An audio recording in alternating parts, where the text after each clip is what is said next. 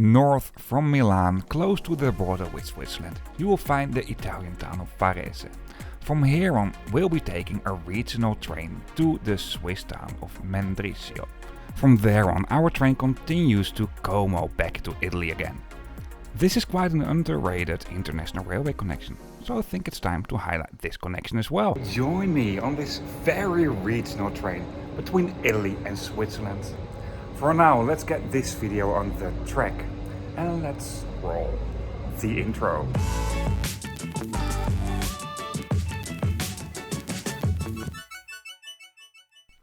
Earlier the same morning I took another Tilo train. From Cadenazzo in Switzerland along the Lago Maggiore.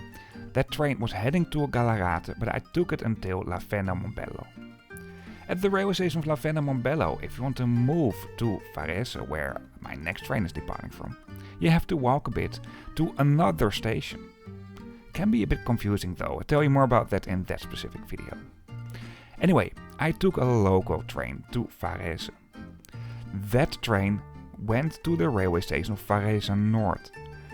This is another station than where our train departs from. And I know it sounds very complicated, but it's not at all. Because this railway station, Varese Nord, and the railway station of Varese, where we will depart from, are right next to each other. At the railway station of Varese Nord, at the front, there's a bus stop to get around in the city. And because you have two stations right next to each other, you obviously find lots of buses to get around in the city and the direct area.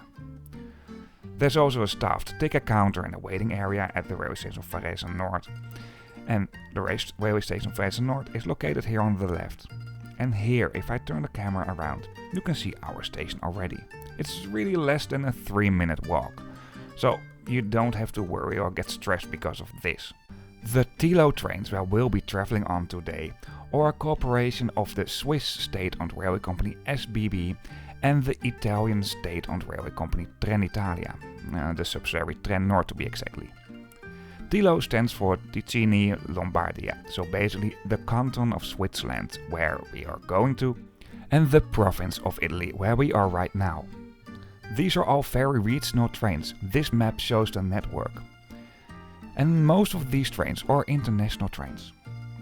Today we'll be riding on probably the shortest international route of these trains, what is from Varese to Mendrisio. From there on our train continues back to Italy again, but we'll be only taking this train as far as Mendrisio. We'll be traveling with the line S40. Apart from that, on exactly the same line you will also find the line S50 that is going to one of the airports of Milan.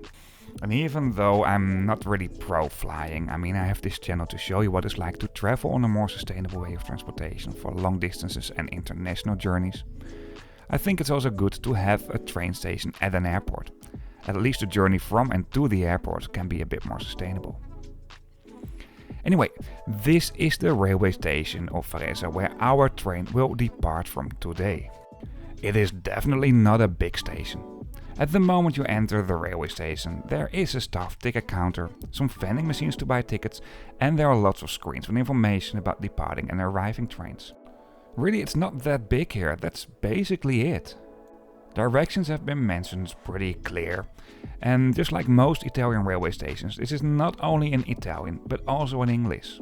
I really think some other countries can take a good example of how this is done within Italy. There are elevators that are going to the tunnel under the railroad tracks that is accessing all the other platforms. And this all looks very modern. I don't know if they just rebuilt this here or not, but it looks really clean, bright and modern. Before you go to the platforms, there are screens that will host information about the first upcoming departure. And my train today was departing from track 5. That's basically it for this station. It's not that special.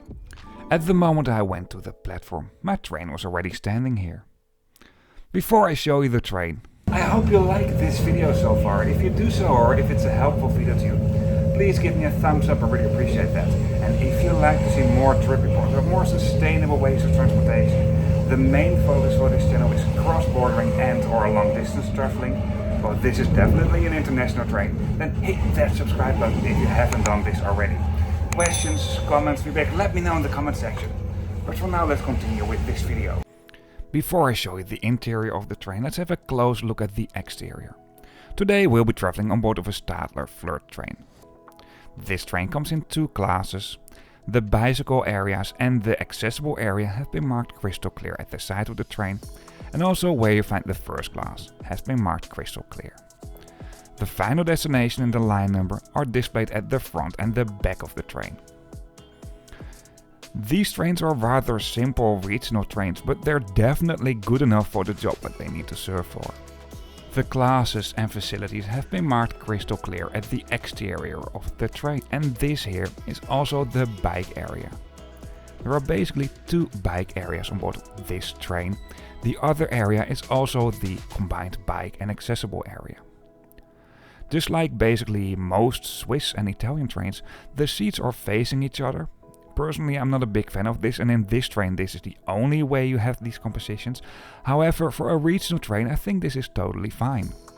At the ceiling there are screens that will host basic route information, these are LED screens, and near the entrance doors there are more clear screens that will host more detailed route information. I just passed the other bike area, and this is also the accessible area. If we move more to the other side of the train, you will find the first class area. Just like second class, first class comes also in a 2x2 configuration, however you have way more leg room. Apart from that, in first class you also have power sockets right next to all seats, at the sides. The first class product on board of these trains is really nice, but I think personally that the second class product is definitely good enough. At least in my opinion, but this is a very personal choice. I have to adapt to this, I'm quite a tall guy. Now let's head back to the second class. I don't know that many regional trains where the first and the second class have been separated so clear as in these trains. These doors really block the first from the second class. In more or less the middle of the train you will find the toilets and also the accessible area. Over here there's also a line map for the Tilo train network. And since no train tour is complete without showing you the toilets, let's have a look within each toilet. And because this is an accessible toilet, it's also rather spacious. Once again, there's only one toilet on board of these train sets, but on some other busier routes, these trains will pretty often be combined. For the second class, there are small tables with a small litter bin next to all windows. And this is a regional train, so there's not an overwhelming amount for luggage because most people just commute with these trains. However, you obviously have the overhead luggage racks throughout the train. For now, I'll show you some views from the train between Varese and Mendrisio. And right after that, I'll show you the railway station of Mendrisio as well. What is, in terms of an international junction railway station, more important than I initially thought. I have to say, this is not the most scenic route, but it's definitely not something I would consider as non-scenic. Treno parte col suo suono forte, da Varese la città d'arte. Attraverso campi e colline verdi, dove il cuore si smarrisce e si perde.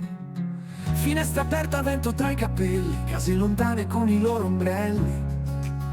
Pascoli ondeggiano nel cielo, questo viaggio sembra proprio un duello. Dalla Lombardia fino ai monti svizzeri,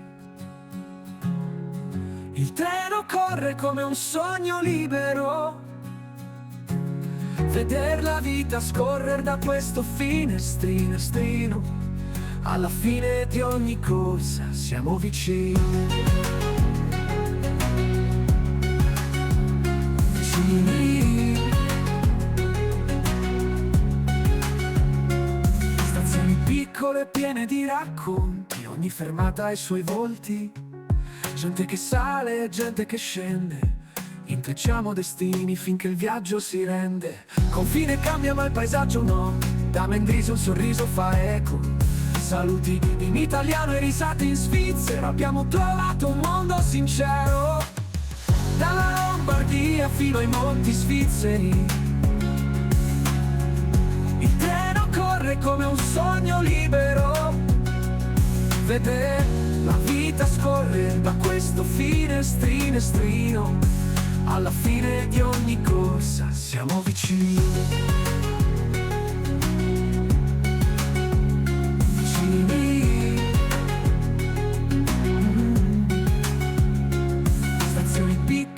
piene di racconti, ogni fermata ha i suoi volti. Gente che sale, gente che scende, intrecciamo destini finché il viaggio si rende. Here the train is arriving at the railway station of Mendrisio in Switzerland. Our train makes a switch back here and continues to Italy again, to Como to be exactly. The other railway line to Como is much more common, and also lots of long distance trains and freight trains will use that specific railway line. We were actually coming into Switzerland from Italy on a branch line. The railway station of Mendrisio is being served by obviously lots of regional trains, but also long distance trains. These are, for example, the Eurocity trains that do operate between Switzerland and Italy, and even some between Italy via Switzerland to Germany. At the side of the railway station there's obviously a rather big bus station. It's also a very important regional station, and a little bit more at the side from the bus station there are lots of spots where you can park your car. There are several tunnels under the tracks that will lead to the other platforms from and to here, and directions have been marked crystal clear. Switzerland is a country where they have 4 official languages. Now basically 3, because one of them is so small it almost doesn't count. However, because of these several languages, information in different languages within Switzerland is in general pretty good. At the front of the railway station you obviously find the main railway station building. It's not that big over here, but there's a rather big supermarket, or convenience store I should say. Within this building there's also a small ticket counter, although it was closed when I was here on the weekend. If you want to wait warm inside for the winter time, you can do that as well over here. And that's basically it. You also find several vending machines where you can buy your train tickets, but I have to say the infrastructure to buy your tickets online within Switzerland is pretty good. The same thing counts for Italy, by the way. There are some left luggage lockers, and I think that's basically it. I hope you liked this video. If you did so, or if it's a helpful video to you, please give me a thumbs up, I really appreciate that. And if you like to see more trip reports of more sustainable ways of transportation, the main focus for this channel is once again long distance and or international traveling. Well, we definitely had an international train for this route. Then hit that subscribe button if you haven't done this already. Before we really end up this video, one last thing. If you're interested in specific videos, you find a link to a map in the description of this video where you find it all.